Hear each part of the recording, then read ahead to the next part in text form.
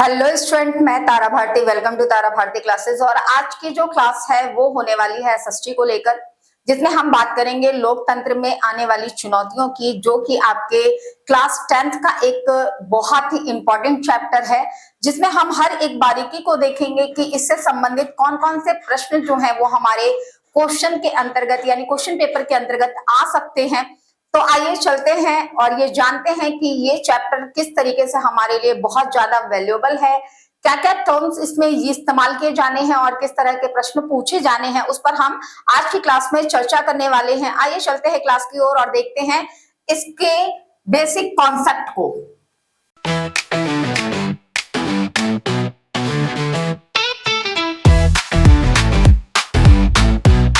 हम बात कर रहे हैं सबसे पहले लोकतंत्र की। लोकतंत्र को अगर हम खंडित करते हैं यानी कि इस शब्द को तोड़ते हैं और ये जानते हैं कि लोकतंत्र को हम कैसे परिभाषित कर सकते हैं, तो लोक कहने का मतलब होता है जनता और तंत्र का मतलब होता है व्यवस्था। लोक मतलब जनता और तंत्र दैट मीन्स एक जाल या एक व्यवस्था।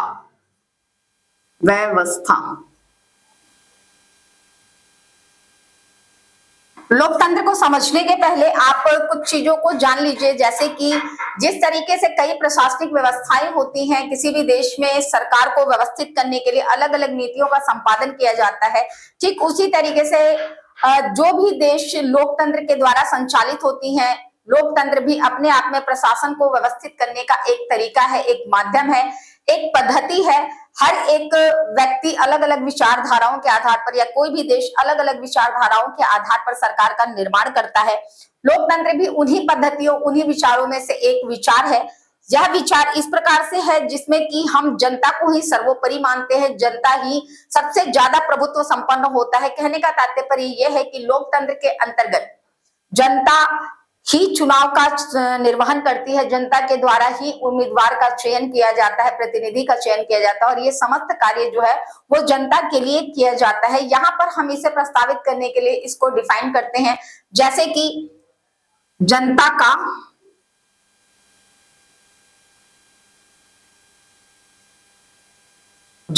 के लिए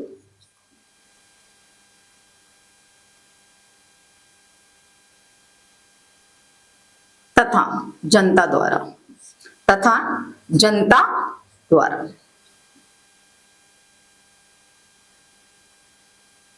जैसा मैंने अभी आपको बताया कि लोकतंत्र में संपूर्ण भूमिका जो होती है वो जनता की होती है। तो यहाँ पर जो भी इस प्रशासनिक व्यवस्था में जो भी कार्य किया जाता है वो जनता का होता है, यानी कि उसमें जनता का समर्थन होता है, जनता का प्रभुत्व होता है, जनता अपने विचारों को प्रस्तावित करती है। वहीं पे जनता के लिए यानी कि इस पूरी प्रशासनिक व्यवस्था में जो भी कार्य किया जाता है वो जनता की संपन्नता या उनके अधिकारों का पुष्टिकरण करने के लिए किया जाता है, उनकी सहूलतों के लिए किया जाता है, उनको एक संप्रभु परिस्थिति प्रदान करने के लिए किया जाता है, ताकि वो अपनी जो व्यक्तिगत समस्याएं हैं उनका निवारण अपने अधिकारों के आधार पर कर सकें।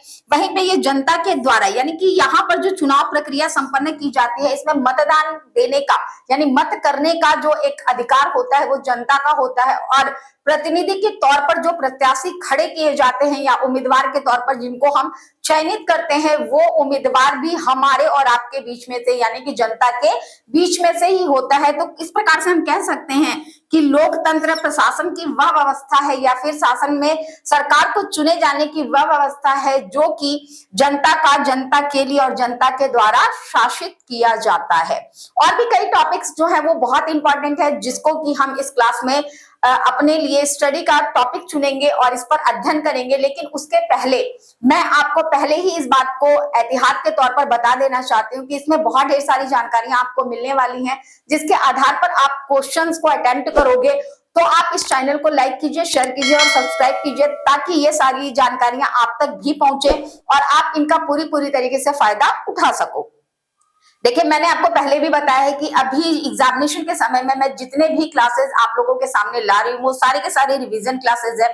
रिवीजन क्लासेस के हिसाब से रिवीजन बेस्ड पे ही स्टडी करवाया जा सकता है। आगे की जो क्लासेस मैं अपने वीडियोस के थ्रू आपके सामने लाऊंगी, अपने चैनल के थ्रू जो आपके सामने लाऊंगी, उनमें डिटेल इंफॉर्मेशन होगा, यानी कि सारे के सारे चैप्टर्स को पूरी विधिवत यानी एक एक टॉपिक्स के हिसाब से, उसके इंटरनल पॉइंट्स के हिसाब से आपको एक्सप्लेन किए जाएंगे, ताकि आप हर एक टर्मिनोलॉजी को बहुत ही अच्छी तरीके से समझ सको। फिलहाल हमारा पूरा का पूरा कंसंट्रेशन और पूरा का पूरा जो ध्यान है वो सिर्फ और सिर्फ एग्जामिनेशन के समय में आने वाले क्वेश्चंस को अटेम्प्ट करने के आधार पर है। तो आगे हम पहले टॉपिक को डिनोट करते हैं और उसके बाद उसका 1 बाय 1 एक्सप्लेनेशन करते हैं, ताकि आपको प्रश्नों को हल करने में काफी ज्यादा मदद मिल पाए। जैसा कि आप देख सकते हो, हमारा जो टॉपिक है वो लोकतंत्र की चुनौतियां हैं। तो यहाँ पर मैंने आपको परिभाषा के तौर पर लोकतंत्र को परिभाषित किया है। लोकतंत्र शासन व्यवस्था को व्यवस्थित करने की एक ऐसी प्रक्रिया होती है जो जनता के लिए और जनता के द्वारा शासित होती है। कहने का मतलब यह है कि इस पूरी व्यवस्था में जनता जो है वो एक केंद्रीय भूमिका निभाती है, यानी सारा का सारा केंद्र जो है वो एक समर्पित होता है जनता पर, जिसके सरकमफेरेंस में पूरी राजनीतिक व्यवस्था को सुचारू किया जाता है। वैसे देखा जाए तो इस पूरे विश्व में कई ऐसे देश हैं जहां पर लोकतंत्र को स्थापित किया गया है, लेकिन लोकतंत्र को स्थापित करने की हर एक देश में एक अलग प्रक्रिया रही है। सहजता के साथ अगर देखा जाए तो हर एक देश की राजनीतिक स्थिति, सामाजिक स्थिति, आर्थिक स्थिति एक दूसरे से काफी अलग थी, काफी पृथक थी। तो हर एक देश को लोकतंत्र स्थापित करने के लिए, जितने भी देशों में लोकतंत्र है, उन देशों में लोकतंत्र को स्थापित करने के लिए अलग अलग चैलेंजेस को फेस किया गया है, अलग अलग तरह की चुनौतियों को देखा गया है। उनमें से भारत भी एक है, जिसे कि अलग ही तरह की चुनौतियों का सामना करना पड़ा। जैसा आपको पता है कि लगभग 200 सालों तक भारत जो है वो अंग्रेजों का गुलाम रहा है। हम ऐसे ही यहाँ पे ये नहीं कह सकते कि वो अंग्रेजों का गुलाम रहा है, बल्कि भारत को गुलाम बनाने वाली सिर्फ एक कंपनी थी, जिसको हम ईस्ट इंडिया कंपनी के नाम से जानते हैं। काफी बाद समय में कहीं ना कहीं जाकर जो है वो आपके ब्रिटेन की महारानी को ये बात पता चली कि नहीं, भारत को एक उपनिवेश के तरीके से इस्तेमाल किया जा रहा है। लेकिन यहाँ पर मुद्दा इस चीज का नहीं है कि भारत कितने सालों तक गुलाम रहा। यहाँ पे मुद्दा इस बात का है कि अगर लोकतंत्र को स्थापित करना था तो भारत को किस तरह की चुनौतियों का सामना करना पड़ा है। भारत जिस समय अंग्रेजों का शासनकाल नहीं चल रहा था, उस सब के पहले भी राज्य तंत्र के आधार पर व्यवस्थित किया जाता था, यानी कि बहुत ऐसे राजा थे जो अपनी ही प्रकार से दंड संहिता का इस्तेमाल करते थे, अपने ही तरीके के दस्तावेजों के हिसाब से या वेदों पुराणों के हिसाब से प्रशासनिक व्यवस्था को चलाते रहते थे, या फिर अपने दरबारियों की सहायता से शासन व्यवस्था चलाते थे। लेकिन एक ऐसी प्रक्रिया जो कि हम शायद आजादी के बाद नहीं एक्सेप्ट कर सकते थे, कि अगर हम फिर से राजतंत्र को एक्सेप्ट करते हैं तो हमारा देश कई भागों में खंडित हो जाएगा और विश्व का कोई दूसरा शक्तिशाली देश आकर भारत को उपनिवेश बना लेगा। तो इसके लिए जरूरी था कि हम अपने परिस्थितियों में बदलाव लाए, हम अपने प्रक्रियाओं में बदलाव लाए, ताकि हम अपने आप को सुदृढ़ बना सके। अब वहां पर लोकतंत्र को स्थापित करना था, तो लोकतंत्र ऑलरेडी हमारे लिए एक बहुत बड़ा चैलेंज था, यानी भारत के लिए बहुत बड़ा चैलेंज था। अब बात आती है चैलेंज किस प्रकार से था। तो पहली बात तो ये कि भारत का विविध तरीके से जो है वो क्लासिफिकेशन यानी वर्गीकरण, बहुत ही अलग तरह की विविधता पाई जाती थी, विविधता पाई जाती थी। भारत को कई बार कहा भी जाता है कि भारत विविधताओं में एकता का देश है, यानी यहाँ पर जातीय विविधता आपको देखने को मिलती है। अलग अलग क्षेत्रों में अलग अलग तरह की भाषा बोली जाती है। सभी तरह के जो है वो लोगों के बीच में असमानताएं पूरी तरीके से व्याप्त थी। अगर बात हम असमानताओं की करते हैं, उन असमानताओं के बीच में एक कोई कॉमन फैक्टर चुनना, जिसके आधार पर लोग जो है वो लोकतंत्र को प्रस्तावित भी करे और एक्सेप्ट भी करे। तो यहाँ पर ये चुनौतियां फेस करना था। उसके साथ तुरंत तत्कालिक समय में भारत को लोकतांत्रिक देश बनाना, विकास के कार्यक्रम चलाना, लोगों के बीच में सामंजस्यता लाना। तो आपको अगर आगे की क्लासेस पढ़ोगे तो आपको ये जानने को मिलेगा कि संविधान के कार्यों के आधार पर अगर हम इसे विवेचित करें तो संविधान जो है वो लोगों के बीच में एक न्यूनतम सामंजस्यता लाता है। तो लोकतंत्र स्थापित करने के लिए जरूरी था कि लोगों के बीच में एक न्यूनतम पहचान, सामंजस्यता लाई जाए, और ये सामंजस्यता लाई गई नागरिकता के आधार पर। वहीं पे बात की जाती है कि यहाँ पर चुनाव लेने का यानी चयन करने की क्षमता आपको दी जाएगी, जो कि चुनाव प्रक्रिया के आधार पर रखा गया। चुनाव प्रक्रिया को निष्पक्ष बनाने के लिए चुनाव आयोग का निर्माण किया गया। तो ये प्रक्रियाएं हैं जो चुनौतियों के तौर पर हमें देखने को मिली है। 1947 में आजाद होने के बावजूद भी 1950 तक जब तक हमारा संविधान लागू नहीं किया गया, तब तक हमने ब्रिटिश प्रशासनिक व्यवस्था के तौर तरीके का ही इस्तेमाल किया। 1950 के बाद निर्वाचन क्षेत्र का निर्माण किया जाना और उसके बाद मतदान को व्यवस्थित करना, ये अपने आप में एक बहुत ही बड़ी कसौटी थी। उसके बावजूद भी भारत को एक बहुत बड़ी सफलता मिली, जिसमें लगभग 48% लोगों ने मतदान किया था, और ये एक बहुत बड़ी जीत थी। वहीं पर हमारी एक बहुत बड़ी उपलब्धि यह है कि जिस तरीके से भारत एक नव स्वतंत्र देश था और वहां पर मतदान करने के लिए लोग पूरी तरीके से जिज्ञासुक थे, बहुत ही प्रोत्साहित थे। वहीं पे अन्य देशों में जो कि विकसित की कैटेगरी में आते हैं, वहां पर मतदान में सभी को मतदान में पार्टिसिपेशन करने के लिए काफी संघर्ष करना पड़ा है। जैसे हमारे यहाँ सार्वभौमिक वयस्क मताधिकार है, जिसमें 18 वर्ष के हर एक व्यक्ति को जो है वो वोट देने का अधिकार होता है, चाहे वो किसी भी लिंग, जाति, धर्म के क्यों ना हो, यानी बिना भेदभाव के। इन चीजों के लिए बाकी अन्य देशों में लोगों को स्ट्रगल करना पड़ा है, लेकिन ये हमारे देश की उपलब्धि रही है। तो इस तरीके से हम बता सकते हैं कि यहाँ पर कई चुनौतियों को फेस किया गया है। अब वो चुनौतियां किस किस प्रकार से हैं, अब इनमें कुछ चुनौतियां हैं, जैसे कि बुनियादी आधार बनाकर रखना।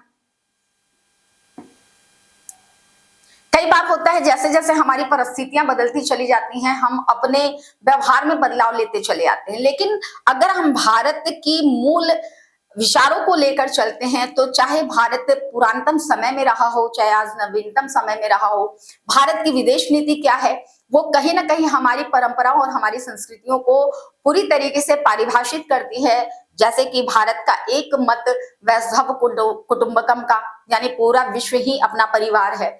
इस तरह की प्रक्रियाओं को उसने तब जाहिर किया जिस समय पूरा का पूरा विश्व दो गुटों में बटा हुआ था, और उसने अपने आप को विश्व पटल पर जो है वो गुट निरपेक्ष के तौर पर प्रस्तावित करना।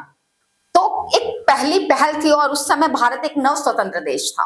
ऐसी कंडीशन में वैश्विक स्तर पर अपनी पहचान को बनाए रखना, और इस आधार पर कि भारत की पूर्ण यानी पुरानी विचारधारा क्या है, हम अपने में नवीनता लाते हैं, लेकिन अपनी परंपराओं को व्यवस्थित रखते हुए, अपनी मर्यादाओं को, अपने विचारों को, जो कि काफी लंबे समय से हमारी पहचान रही है, हमने लोकतंत्र स्थापित किया, लेकिन उसके साथ ही इस चीज को भी बरकरार रखा कि हम किसी भी तरह के विभेदीकरण को, विविधता को अपनी क्वालिटी बनाएंगे, ना कि उससे जो है वो डिमोलाइज होकर विखंडित हो जाएंगे। भारत की अखंडता को बनाए रखने के लिए ही विविधता में एकता जैसी चीजों को बल दिया गया, प्रोत्साहित किया गया, और इसके आधार पर हमारा लोकतंत्र व्यवस्थित हुआ। तो हम ये कह सकते हैं कि हमने अपनी बुनियादी आधार को खोने का प्रयत्न नहीं किया। हमने अपने बुनियादी आधार को शुरू से लेकर जब से हमारा संविधान बना है और आज तक हम उन चीजों के साथ सामंजस्यता बनाए रखने का प्रयास कर रहे हैं, जिसको लेकर समय समय पर परिस्थिति के अनुसार संशोधन भी किए जा रहे हैं। अगला टॉपिक है आपके विस्तार की चुनौती। विस्तार की चुनौती कहने का तात्पर्य यह है कि पहले जिस समय हमारे यहाँ लोकतंत्र को व्यवस्थित किया गया था, कई ऐसे क्षेत्र थे जो कि लोकतंत्र के हिसाब से भारत में विलय नहीं करना चाहते थे, चाहे वो जम्मू कश्मीर रहा हो, चाहे हैदराबाद रहा हो, चाहे अन्य आप केंद्र शासित प्रदेशों की बात कर सकते हो, जिन्होंने समय के काफी लंबे अंतराल में अपने आप को भारत के लोकतंत्र में विलय किया है। और जैसा आपने जम्मू कश्मीर के बारे में सुना है, तो जम्मू कश्मीर तो लगभग आपके 20वीं सदी के चरण में इसने अपने आप को एक साथ जो है वो कॉम्प्रोमाइज में लिया है, आपस में विलय किया है। आपने आर्टिकल 371 वगैरह के बारे में सुना होगा। तो उसके आधार पर जो है वो बहुत बाद में जम्मू कश्मीर में जो है वो इस प्रकार की शासन व्यवस्था लागू हुई है, जिसमें वो भारतीय संविधान को मानता है। वहीं पे हैदराबाद की बात करें तो इन सभी चरणों में जिनको सबसे ज्यादा श्रेष्ठकर व्यक्ति माना जाता है वो है सरदार वल्लभ भाई पटेल, जिनको ये कार्य दिया गया था कि अगर राज्य को आपको समाहित करना है लोकतंत्र के अंतर्गत, तो सारी दावेदारी आपके कंधों पर होगी। और उन्होंने अपनी ये दावेदारी बहुत ही सुदृढ़ता से और बहुत ही योग्यता पूर्ण कार्यों के आधार पर प्रदर्शित किया। और इसके आधार पर पूरा का पूरा देश, जो कि जिस समय नव आजाद हुआ था, मात्र 14 राज्यों के रूप में देखा जाता था, आज हमारा विस्तार कई क्षेत्रों में है और हर जगह पर आपको लोकतांत्रिक विचारधारा का प्रदर्शन देखने को मिलता है। सबसे लास्ट है मजबूत बनाने की चुनौती। मजबूत बनाने मतलब विकसित होने, वृद्धि करना, अपना प्रसार करना और वैश्विक स्तर पर अपना प्रतिनिधित्व दिखाना। तो मैंने आपको पीछे के क्लासेस में वैश्वीकरण और भारतीय अर्थव्यवस्था के बारे में बताया था, जिसमें मैंने आपको बताया था कि आने वाले समय में एक प्रतिनिधित्व व्यवस्था के अंतर्गत भारत को भी एक सीट दिए जाने की मान्यता है कि अगर हम यूएनओ में किसी भी देश को स्थायी सदस्य के तौर पर अगर इंगित करवा सकते हैं, तो आने वाले समय में भारत का भी नाम एक हो सकता है क्योंकि भारत में वो सुयोग्यता है, वो व्यवस्थीकरण है जिसके आधार पर हम उसे अंतरराष्ट्रीय संगठन के सदस्य के तौर पर देखना पसंद करेंगे। तो यहाँ पर जब भारत पूरी तरीके से पहली बार आजाद हुआ, नव स्वतंत्र हुआ, अपनी खुद की राजनीतिक व्यवस्था नहीं थी, स्टेब्लिश ही नहीं थी, ऐसी कंडीशन में दो गुटों के बीच में अपने आप को गुट निरपेक्ष साबित करना और उसका प्रोत्साहन करना, ये देखना कि हम किस तरीके से आने वाले वैश्विक विकट परिस्थितियों को रोक सकते हैं, वहां पर भारत ने नेतृत्व किया। ये उसके लोकतांत्रिक स्टैब्लिशी की बहुत बड़ा उदाहरण था। और इस तरीके से और भी कई ऐसे वैश्विक गतिविधियां हैं जिसमें भारत जो है वो बढ़ चढ़कर भाग लेता है। उसके पीछे सिर्फ और सिर्फ कारण ये है कि भारत की लोकतांत्रिक व्यवस्था अपने आप में पूरी तरीके से स्टेबल है और ये स्टेबिलिटी उसके स्ट्रेंथ के आधार पर, उसकी बलिष्ठता के आधार पर देखने को मिलती है, जहां पर आज यूएनओ या वैश्विक पटल पर भारत एक महत्वपूर्ण भूमिका रखता है। चाहे वो फील्ड आपके स्पोर्ट्स का हो, चाहे वो इकोनॉमी का हो, चाहे सामाजिक और राजनीतिक स्थिरीकरण का हो, या फिर कहीं ना कहीं आध्यात्म का वर्चस्व ही क्यों ना हो, भारत का मजबूतीपन जो है वो आपको पूरी वैश्विक पृष्ठभूमि पर देखने को मिलता है। और सबसे लास्ट है आपकी राजनीतिक सुधार। देखिए, हम यहाँ पर थोड़ा सा याद करके चलेंगे कि हमारी जो संवैधानिक व्यवस्था बनी है, जो हमारा संविधान लिखा गया, वो किनके द्वारा लिखा गया? वो लिखा गया था हमारे दिग्गज राजनीतिक नेताओं के द्वारा। और इस कार्य को संपादित करने के लिए एक सभा का गठन किया गया था जिसे हम संविधान सभा के नाम से जानते हैं, जिसमें जितने भी सदस्य थे वो बहुत ही वरिष्ठ थे, जनप्रतिनिधित्व करने वाले थे। लेकिन उन्होंने जब संविधान को लिखा पूर्ण बहुमत के साथ, पूर्ण विचाराधीन होकर, हर तरीके की सुविधाएं और फैसिलिटीज को ध्यान में रखते हुए कि आने वाले समय में परिस्थितियों में किस प्रकार से बदलाव आ सकते हैं या भारत की स्थिति में किस तरह के बदलाव आ सकते हैं। इस टॉपिक को कंटिन्यू रखने के पहले मैं आपको एक बार रिमाइंडर करवाना चाहूंगी कि ये टॉपिक बहुत ही इंपॉर्टेंट है। बहुत सी जानकारियां आपको मिलेंगी जिससे कि आपको ये बात पता चलेगी कि ये इंपॉर्टेंट टॉपिक के हिसाब से आप कितने क्वेश्चंस को ऑपरेट कर सकते हो, कितने क्वेश्चंस हैंडल कर सकते हो। क्योंकि लोकतंत्र अपने आप में दिलचस्प मुद्दा तो है ही, लेकिन कई अन्य चैप्टरों की पृष्ठभूमि है, यानी ये वो फील्ड है जिसपे लोकतंत्र के आधार पर आप कई चैप्टरों को एक साथ कोऑर्डिनेट कर सकते हो, उसके बारे में जान सकते हो और इन जानकारियों के माध्यम से आप उन प्रश्नों को हल भी कर सकते हो। ये रिवीजन क्लासेस हैं। रिवीजन क्लासेस में आपको बहुत ढेर सारी जानकारियां दी जा रही हैं ताकि आप अपने चैप्टर्स को इजीली हैंडल कर सको। ये सारी जानकारियां आप तक पहुंचती रहें, बनी रहें, इसलिए आप इस चैनल को लाइक कीजिए, शेयर कीजिए, सब्सक्राइब कीजिए, अपने दोस्तों को भी बताइए, खास करके उन दोस्तों को जो कि 11th में पढ़ते हैं, 12th में पढ़ते हैं या 10th में पढ़ते हैं या फिर किसी भी तरीके से पोल साइंस जैसे सब्जेक्ट से जुड़े हुए हैं, उनके लिए ये जानकारियां जो है वो मील का पत्थर होने वाली है। मतलब एक छोटी सी जानकारी से वो बहुत बड़ा विस्फोट कर सकते हैं। तो ऐसी चीजों के लिए बने रहिएगा। और मैं लास्ट में टॉपिक राजनीतिक सुधार की बात कर रही थी। राजनीतिक सुधार में मैंने आपको बताया कि हमने अपने संविधान को बनाने के लिए बहुत बड़ी कीमत चुकाई है। खास करके जिस समय हमारा संविधान निर्मित हो रहा था वो तत्कालिक परिस्थिति थी भारत और पाकिस्तान के बंटवारे की, जिसमें बहुत ही मर्मम दृश्य जो थे वो देखने को मिले हमारी राजनीतिक नेताओं को। ऐसी कंडीशन में वो अपने वैचारिक परिस्थितियों को स्टेबिलिटी प्रोवाइड करते हुए, यानी स्थिरता प्रदान करते हुए ऐसे संविधान का गठन करना और साथ ही साथ उन सभी लोकतांत्रिक देशों के संविधानों का अध्ययन करना जिनके आधार पर हमारे संविधान की रचना की जा सके। और इस आधार पर हमारे संविधान को बहुत ही विस्तृत रूप प्रदान किया गया। लेकिन उससे बड़ी खासियत ये थी कि परिस्थितियों का मुआयना करते हुए कुछ चीजें ऐसी भी लिखी गई हैं जो उस समय की परिस्थिति जनक नहीं थी, सिर्फ संभावना मात्र पे लिखी गई थी कि आने वाले समय में भारत का स्वरूप बदल सकता है और भारत के स्वरूप के बदलने पर क्या ये संविधान पूरी तरीके से एप्रोप्रिएटेड फॉर्म में होगा। अगर होगा तो हम इन सभी संभावनाओं को वहां पर प्रस्तावित कर सकते हैं, लेकिन अगर ये परिस्थितियां बदलती हैं तो क्या किया जाए। तो हमारे संविधान में इसका भी जिक्र किया गया है कि अगर कोई भी नियम, कोई भी प्रावधान, अनुच्छेद या धाराएं अगर परिस्थिति के अनुसार नहीं है तो हम उनमें संपूर्ण बहुमत के साथ जो है वो संशोधन कर सकते हैं। और ऐसी कई प्रक्रियाएं जो हैं वो हमारे देश में की गई हैं। अभी तक अगर आप देखो तो लगभग 113 से अधिक संशोधन किए जा चुके हैं और वो संशोधन जो है वो पूरी तरीके से जो है वो साक्षात्कार भी हो रहे हैं और उसको सफलता भी प्राप्त हो रही है।